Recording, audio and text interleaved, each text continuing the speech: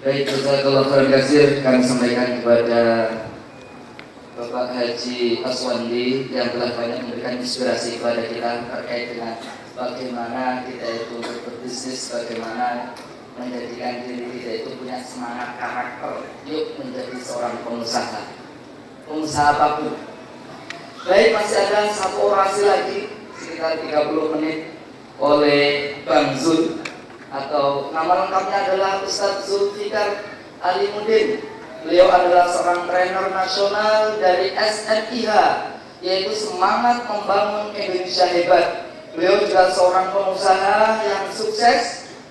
Kemudian beliau juga seorang pengusaha properti, dan masih banyak lagi usaha-usaha beliau yang saat ini dikembangkan. Dan beliau ini juga sering ke Solo bersama dengan teman-teman yang muda-muda untuk mandiri.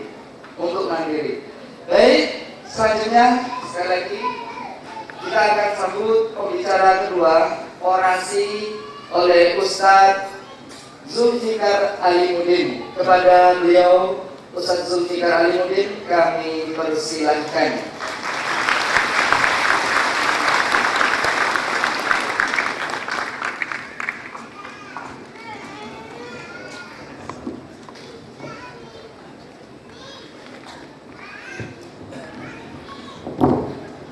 Bismillahirrahmanirrahim. Assalamualaikum warahmatullahi wabarakatuh.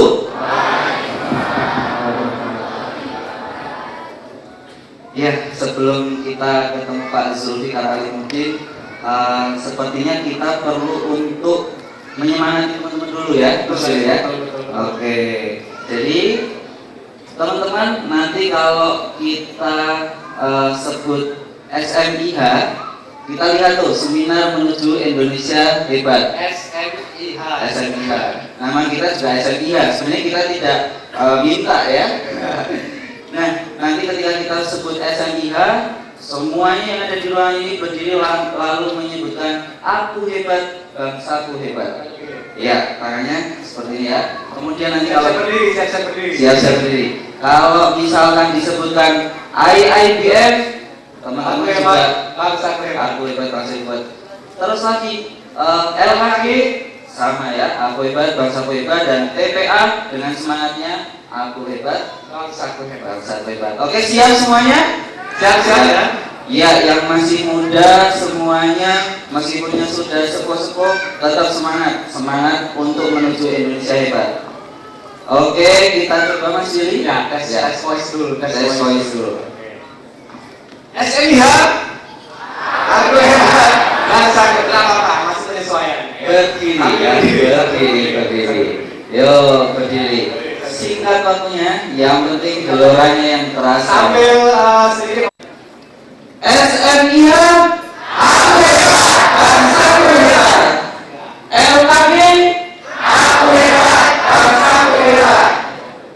AMF, aku hebat, bangsaku hebat. Terakhir, TPA, aku hebat, bangsaku hebat. Oke, applause buat kita semua. Ya, Mas Ayu, hari ini di acara ini ya kita melihat luar biasa sekali. TPA dan TPI se-Solo Raya. Iya. Oke.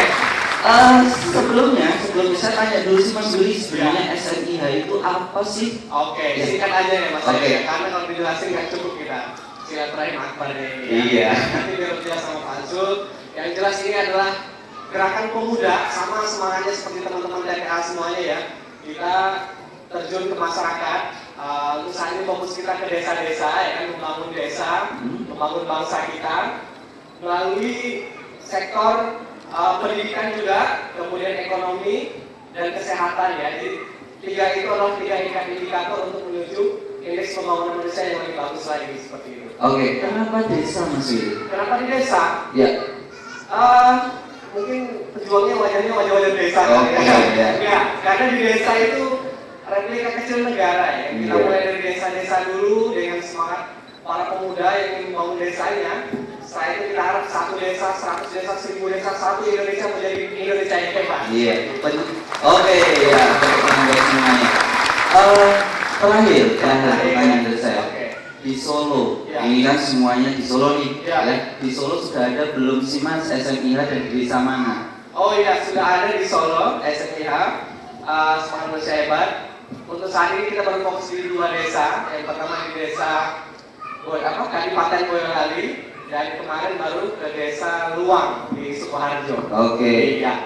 Kita menjadikan ya teman-teman semua, Bapak Ibu, bahwa SMIH menjadikan Solo sebagai pilot project gerakan kita untuk membangun desa dan membangun bangsa kita. Iya, luar biasa Solo. Oke, cukup time. Oke, ya. Kita sambut Ya. dengan meriah seorang motivator, kemudian beliau juga menjadi seorang pengusaha, Dan lulus. pendiri Yayasan SMIH. Ya, tentunya pendiri Yayasan SMIH dan mendirikan 3 yayasan sosial yang lainnya. Kita sambut dengan meriah beliau Bapak Zulfikar Alimuddin.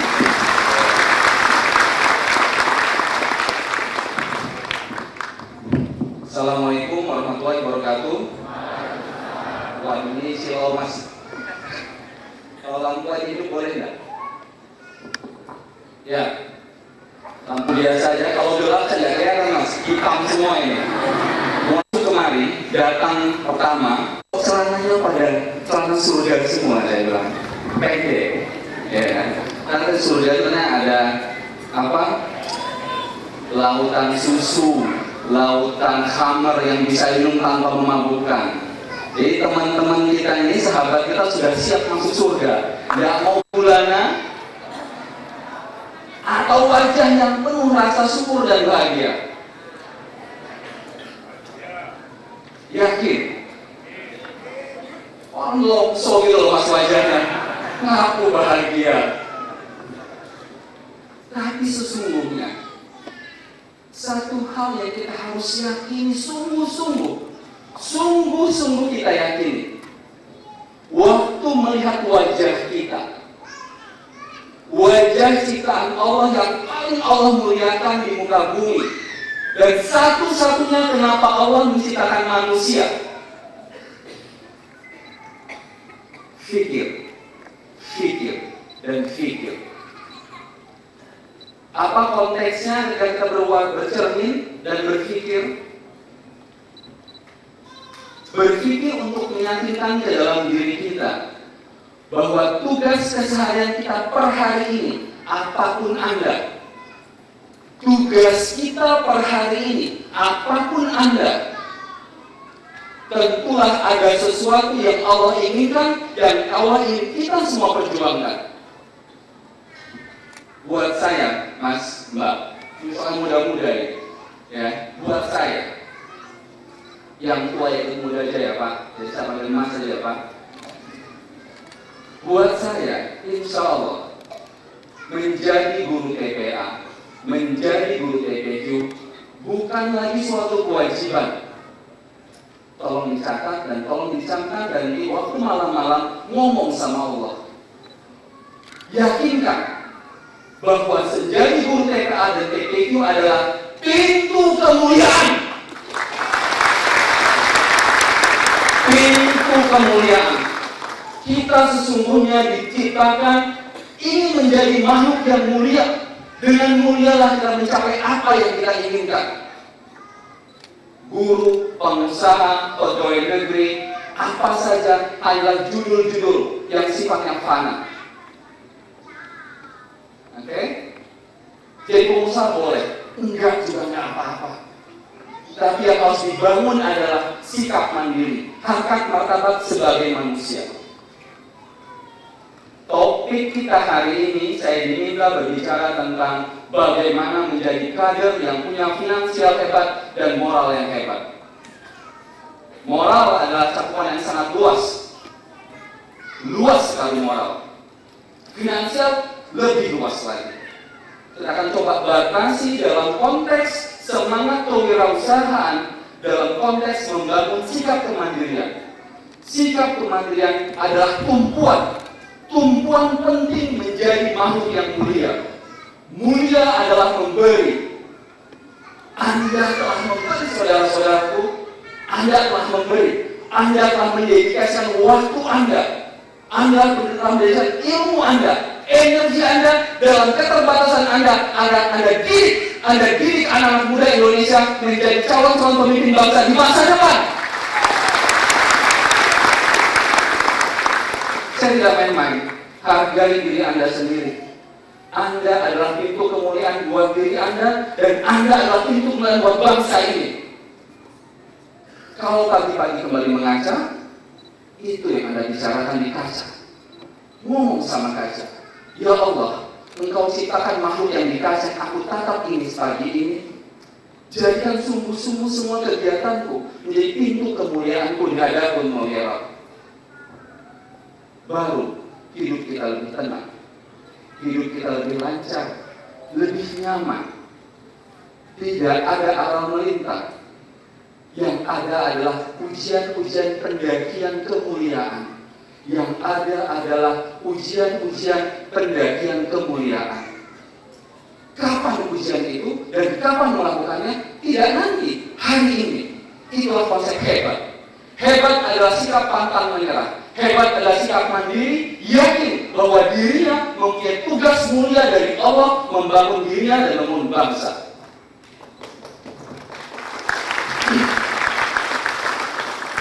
Kita mulai, itu baru pembukaannya. Itu baru pembukaannya ya. Mau senang dulu kita, apa mau langsung materi? Senang? Senang boleh, yuk musik.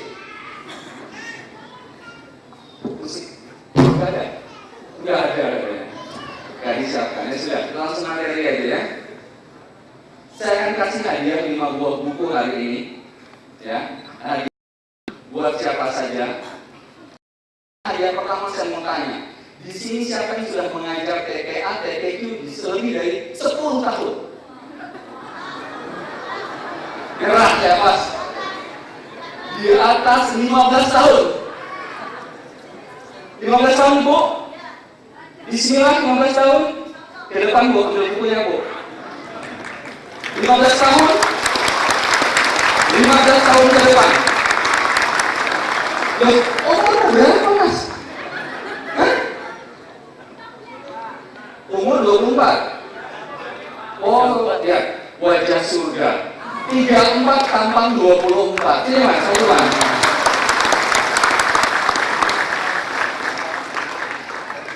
Dengan siapa Pak?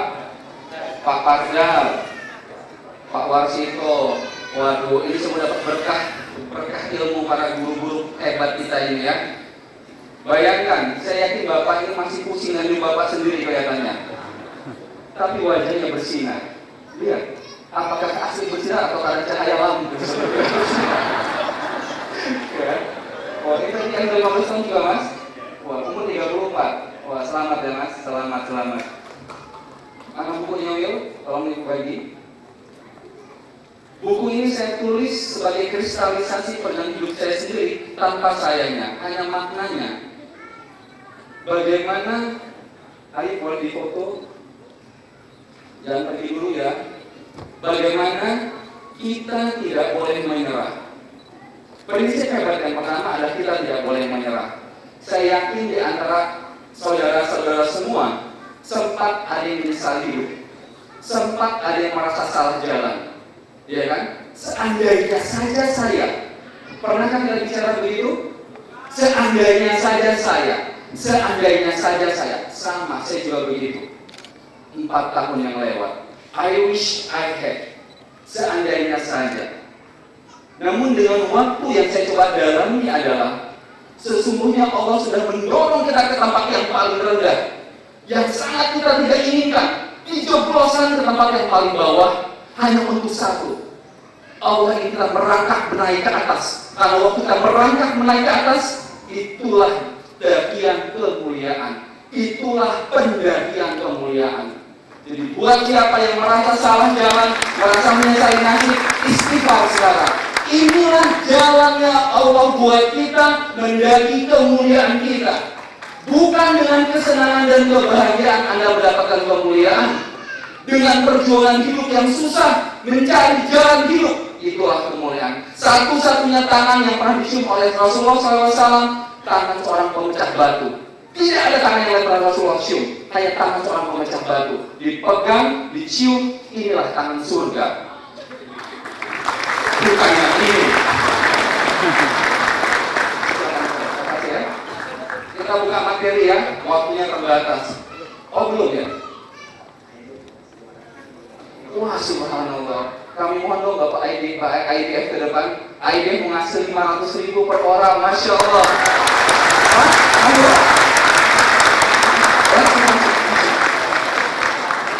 Ada yang menyumbang lagi? 5 juta? Tuh Pak, iya tuh. Ini semua berkah Allah.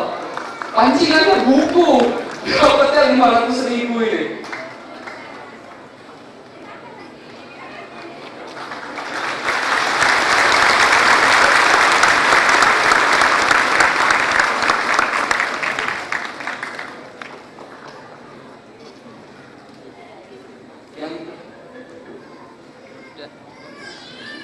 Oh yang ini, ya udah. Nanti yang 3 dari SNIH saja, ya. Insya Allah dapat. Nanti pilih kalau enggak. Terima kasih Pak Syarif, terima kasih. Mohon. Ayo dicatat nama yang 3 ini ya. Yang 3 dicatat. Mungkin Mas Rob catat. Kita mungkin buka tema kita hari ini. Agak seru temanya dan inilah motonya kita. Semangat membangun Indonesia hebat. Berangkat dari kata hebat, saya jelasin lambangnya dulu. Ya, lambang ini mudah-mudahan menjadi semangat kita semua, sambil mendukung semangatnya IITF yang luar biasa untuk membeli aset-aset asing yang sudah mencengkram negara kita. Kita dukung semangat itu dengan membuat satu semangat baru. Bagaimana kita yang seolah-olah masih bingung bayar cicilan motor mau beli aset asing? Gimana caranya? Harus bangun keyakinan bahwa kita bisa membeli itu suatu hari nanti.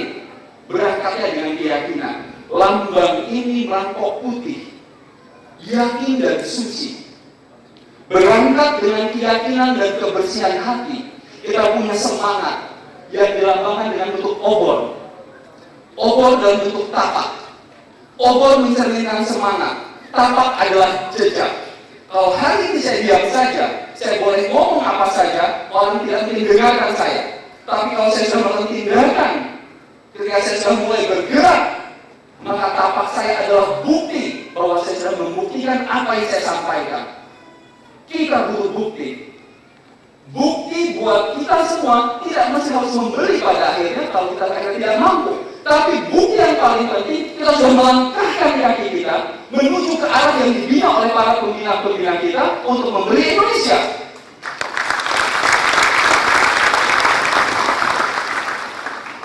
Kalaulah semangat pun kita tidak punya, kalaulah keyakinan kita tidak punya, apa yang bisa kita andalkan pada diri kita? Satu kisah ini menyimpang dari materi, satu kisah saya mau berbagi. Mungkin bapak-bapak, ibu-ibu, mbak dan mas sudah paham cerita ini, tapi coba kita ambil dari hikmah di baliknya. Pernah dengar kisah Siti Hajar mencari air Zam-Zam? Kira-kira ibu-ibu, mbak-mbak, waktu Siti Hajar mencari air Zam-Zam untuk Ismail, apakah Siti Hajar memikirkan tentang hadiah sebagai ibu teladan? Apakah Siti Hajar mencari pengakuan manusia? Mengapa Siti Hajar bergerak? Mengapa Siti Hajar bergerak? Cinta. Cinta. Cinta yang tulus.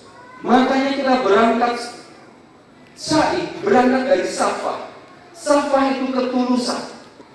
Ketulusan. Ketulusan akan berbarengan dengan semangat.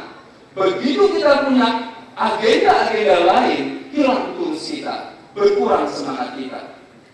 Jadi Anda perlu pikirkan semangat ketulusan apa yang Anda bawa waktu Anda melangkahkan kaki-kaki kecil Anda menuju tempat anak-anak yang Anda bina. Apa yang Anda pikirkan sesungguhnya? Berangkat dengan ketulusan. Siti Hajar berlari.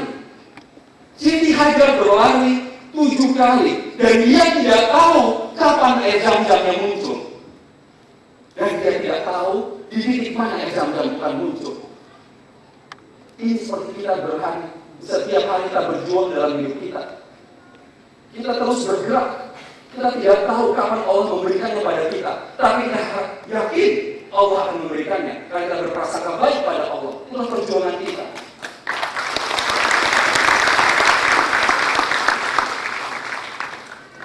Karena berangkat dengan ketulusan, berangkat dengan demi cinta kasih seorang ibu yang tiada tara buat seorang anak, Siti Hajar berlari di titik ketujuh, keluarlah air. Itulah marwah, kemenangan, kejayaan. Tidak ada kejayaan dan kemenangan yang dicapai tanpa ketulusan. Para pendiri negara ini hanya bisa menjadi negara yang luar biasa karena kebersihan hati. Apa buktinya bersih hati para pendiri negara kita? Baca Pancasila. Setiap makhluk yang mengaku bertuhan, setiap makhluk yang mengaku bertuhan, Allah, hal pertama yang dia harus punya adalah kemanusiaan, rasa manusia. Setelah Allah turunkan yang namanya Muhammad SAW, bentuk manusia dari nilai-nilai ketuhanan. Bapak-bapak, ibu-ibu, sadarkah Anda semua? Salah satu yang Anda lakukan dari bagian kehidupan Anda sehari-hari adalah menjalankan nilai-nilai ketuhanan. Apa itu? Mendidik. Sadarkah Anda waktu Anda menggoes sepeda Anda, menstarter motor Anda sedang menstarter nilai-nilai ketuhanan yang akan Anda bawakan pada anak-anak didik Anda.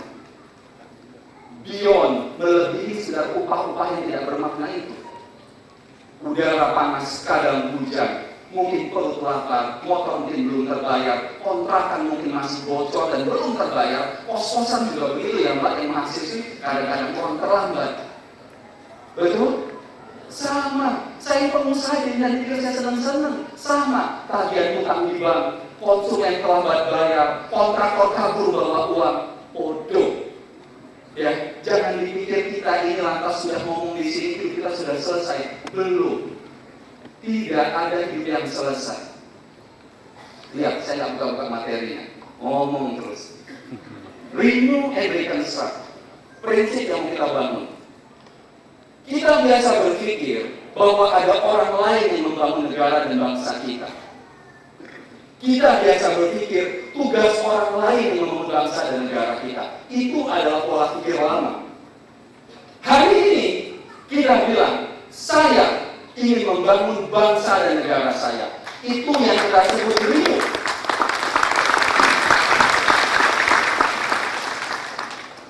Nanti malam, waktu Anda lihat cermin, ngomong sama Allah, ya Rabb, wajah yang aku lihat di cermin ini adalah ciptaan Engkau. Hari ini perjuanganku salah satunya adalah mendidik anak-anak menjadi pembaca Al-Quran yang baik. Ya Allah, jadikan ini di bagian perjuanganku, menjadikan aku membangun bangsa ini menjadi bangsa yang hebat. That's renew. Renew adalah merubah pola pikir.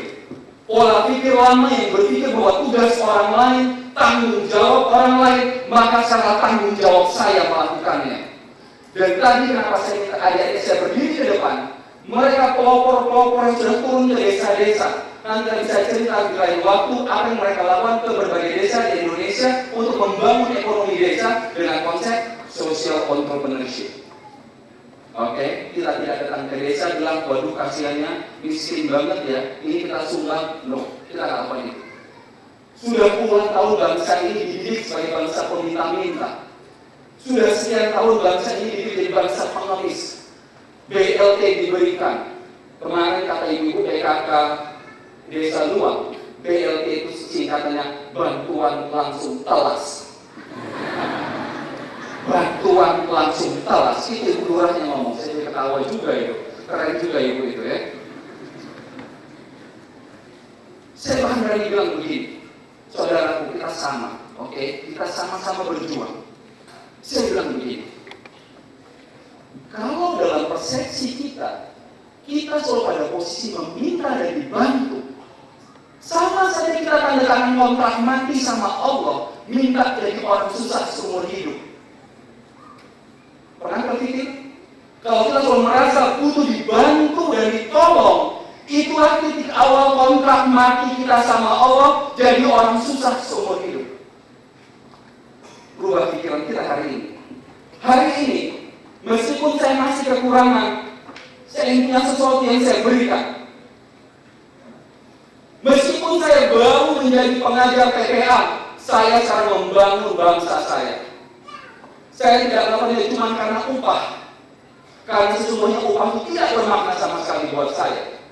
Yang bermakna buat saya adalah pintu kemuliaan yang Allah berikan bagi saya.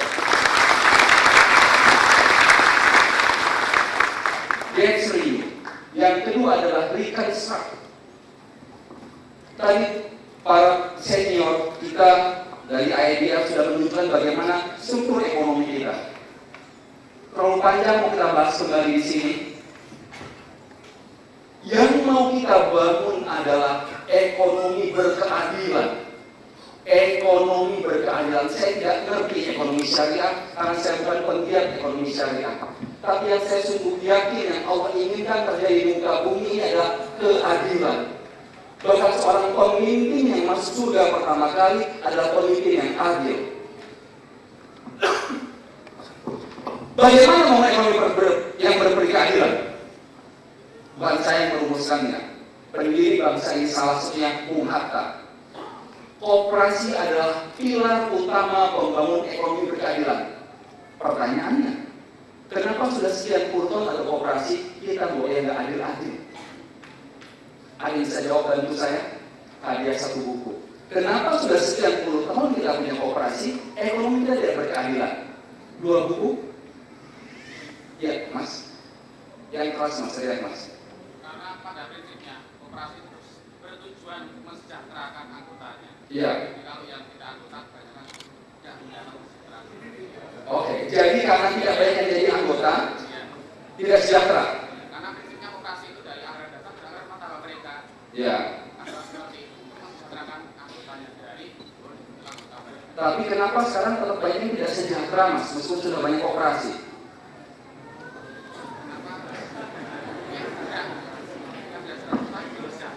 Kenapa, Mas? Belum sejahtera. Terima kasih, Mas. Pas Purwoko. Jadi kita bukan dulu masalah itu. Pernah lihat halaman perkarangan rumah orang di tempat sampah? Pernah? Pernah. Apakah itu tempat sampah? Bukan. Pernah lihat tanda pelang P di garis? Tandanya tidak boleh apa? Parkir. Adakah orang yang parkir? Ada. Sama dengan koperasi. Ada koperasinya, tapi tidak digunakan sebagaimana mestinya. Itu kenapa koperasi belum sungguh-sungguh menjadi soko guru ekonomi kerakyatan Indonesia yang berkeadilan. Mau tahu gimana caranya? Ikuti sesi lain kali. Bagaimana koperasi bisa sungguh-sungguh menjadi soko guru ekonomi rakyat yang berkeadilan. Jadi untuk bicara reconstruct, kita mau mencoba membongkar kembali ibaratnya bangunan seperti ini.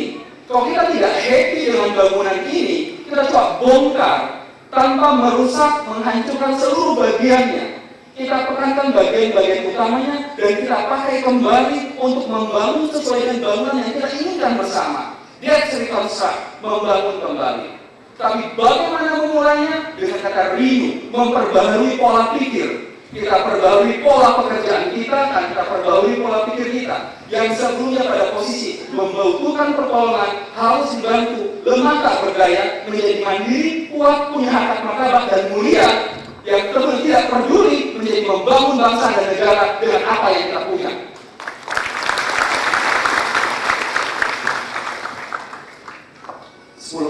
Panitia, mohon maaf. Perbaharui pola pikir. Reconstruct, bangun kembali setelah kita bongkar. Ini ada kaitannya sama iklan kopi yang katanya bongkar. Ya, tidak ada. Ya. Tapi itu produksi mana ya, Pak? Indonesia baru ada kopi itu ya. Indonesia Wingfood ya. Jadi boleh dibeli loh, Pak? Boleh dibeli. Apa yang kita bongkar? Next, ayo. Membangun bangsa yang kuat, yang hebat, harus mulai dengan membangun diri. Namun, tolong jangan disalahartikan. Kata-kata mulai dengan membangun diri itu bukannya membuat rentang waktu yang panjang. Tolong ini yang paling digarisbawahi dari seluruh sesi yang saya sampaikan.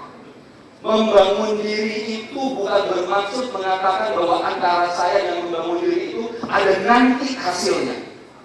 Oke, ini satu lagi pola pikir yang kita bongkar. Siapa yang mau sukses di sini? Angkat tangan. Yang mau sukses. Saya juga mau sukses. Saya tanya, kalau kita bilang kita mau sukses, apakah saat ini kita sukses? Belum. Berarti antara saya dengan sukses ada rentang apa yang tidak bisa kita kendalikan? Waktu cerdas ini, cerdas. Antara kita dengan sukses ada satu dimensi yang tidak bisa kendalikan, yaitu waktu. Jadi kalau kita berpikir membangun diri dalam konteks dimensi waktu antara saya dan sukses, berarti ada satu faktor di luar kendali kita. Padahal manusia Allah ciptakan punya pilihan menentukan sikap. Maka kita butuh konsep hebat, bukan sukses. Sukses adalah hasil dari kumpulan tindakan-tindakan hebat kita. Apa sih tindakan hebat kita setiap hari? Waktu di pagi hari kita sedang pusing sungguh-sungguh. Ibu-ibu belum bayar listrik, bapak belum dapat uang, adik-adik masih pusing dengan kuliahnya, putus cinta, segala macam kemudian baru pada ketawa orang putus cinta ya. Yang namanya sukses itu kan nanti loh. Kita bilang kita mau sukses, tapi pagi ini kita terjerambab di lantai meneratapi nasib kita. Tidak mungkin suksesnya tercapai tanpa sikap hebat. Apa hebat itu? Berdiri, bergerak. Bahwa saya punya yakin Allah akan menolong saya kalau saya berbuat baik dan bersikap yang benar hari ini.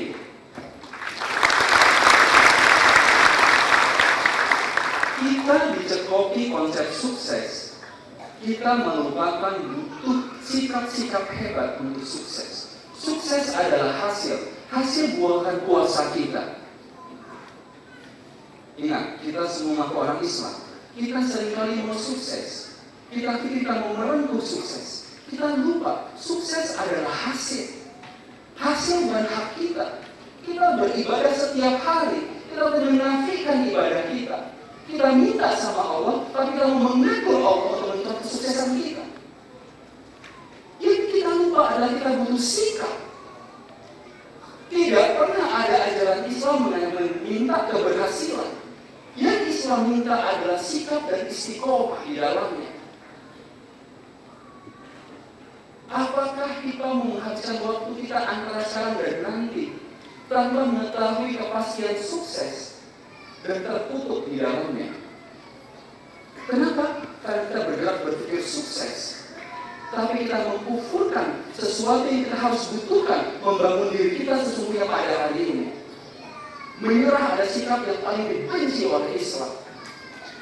Jadi tadi kalau kata Pak Aswandi, ada mitos tentang pengusaha butuh modal. Melawannya adalah apa? Sikap yakin bahwa menjadi pengusaha itu butuh gerakan, butuh keberanian, butuh tindakan, bukan butuh modal. Dan demi Allah, kalau kita yakinkan ini, satu sikap meyakinkan itu saja, rahmat Allah turunkan pada kita. Kita seringkali meminta macam-macam pada Allah, segala macam rencana hidup kita, tapi sikap kita tidak membuka pintu rahmat Allah pada diri kita. Kita mau sukses, bersikap kita tidak hebat. Kita mengejar sukses, kita berkeluh kesah. Keluh kesah dilarang dalam agama kita. Kita diminta untuk bersemangat. Jadi kalau kata-kata reconstruct, hari ini sebanyak bangsa kita yang sudah apatis. Sungguh apatis dengan kondisi sekarang. Tapi kalau kita ikut apatis, selesai kita menjadi mereka. Tidak ada kata apatis. Siti Hajar sudah menunjukkan di tengah terik panas yang luar biasa, batu-batu yang tajam, Siti Hajar berlari demi cinta pada Ismail. Kalau sekarang kita tahu kondisi negara kita tidak baik, butuh banyak perjuangan, kita tidak boleh apatis. Kita masih berada di jalan yang bagus. masih naik sepeda motor dibandingkan Siti Hajar. Kalau Siti Hajar yakin dengan keputusan hati mencapai marwah, kemenangan, kejayaan, kenapa kita tidak punya keyakinan seperti itu? Kita jauh lebih cerdas dari Siti Hajar, insya Allah. Saya tidak bermaksud mengobar-obarkan semangat Anda, saudara-saudaraku. Alasan terbesar saya untuk membuat buku, membangun The Institute, berbicara dengan banyak orang, hanya untuk membangkitkan, karena saya pun pernah terpuruk. Saya pun pernah terpuruk. Bukannya hidup saya mulus rata begitu saja. Justru apa yang saya rasa ini saya dan umur saya sekarang 42 tahun. Saya ini saudara-saudara saya masih berumur 19 ke 25, mulai membangun konsep berpikir bahwa bukan nanti membangun bangsa itu. Mulai dari sebagai pemuda lah kita mulai berpikir membangun bangsa. Makanya kita punya tagline, aku hebat, bangsaku hebat. Bukan begini, aku hebat, nanti bangsaku juga hebat. No, ya, bukan aku hebat, nanti bangsaku hebat. Aku hebat, bangsaku hebat. Saya buat The Institute untuk berbicara dengan banyak orang, untuk mengajak kita semua menumbuhkan keyakinan.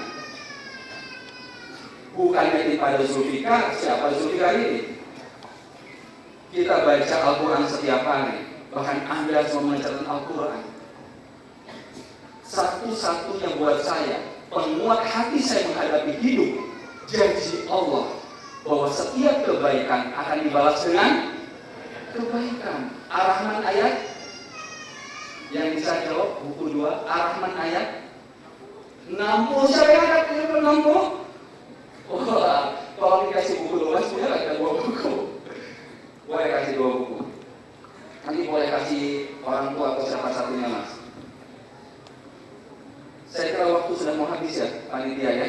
Habis ya, belum mau habis lagi Pak. Habis sudah Pak. Bapak ngomong aja. Kita belum sempat melaksanakannya banyak-banyak. Saya tutup dengan itu. Setiap kebaikan hanya dibalas dengan kebaikan.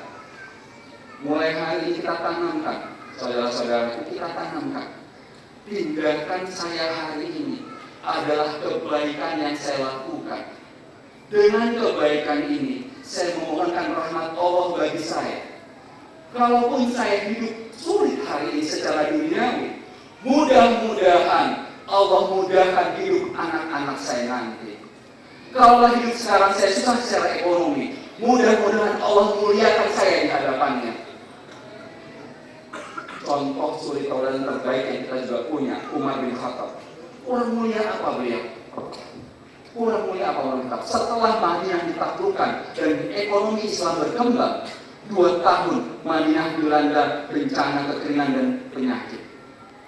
Umar bin Khattab terduduk tak berdaya. Apa maknanya ini? Supaya kita jangan berkecil hati ketika Allah memberikan kita ujian. Siapa kita ini? Penuh salah, dosa, berjuang pun belum banyak. Baru dikasih ujian sedikit, banyak keluhan kita. Umar bin Khattab dijamin surga oleh Allah. Begitu hebat perjuangannya, diuji seperti 2 tahun. 2 tahun diberikan kekeringan dan penyakit. Sekarang kita mau bangkit. Saya tutup dengan kita ucapan yel-yel, tapi jangan berdiri setelah saya bicara SNH, baru semua berdiri dan mengobarkan sambil dalam hati yakinkan pada diri kita bahwa Allah akan menolong kita semua membangun diri kita dan membangun bangsa kita. SNH!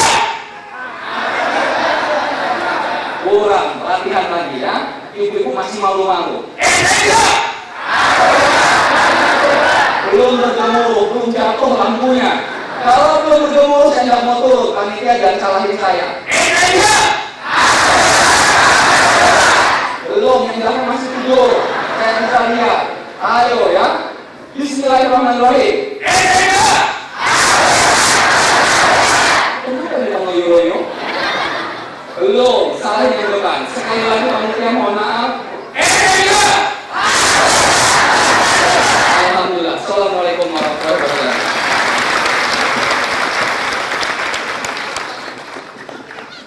Oleh beliau master trainer kita yaitu Kak Untat Pawan Sembodo. Namun sebelumnya ada informasi bagi tadi panjenengan yang sudah mendapatkan penghargaan khusus, ya penghargaan khusus. Tadi sudah mendapatkan penghargaan khusus spesial dari IEDF. Nah, kemudian yang selebihnya penghargaan khusus dari SMIH.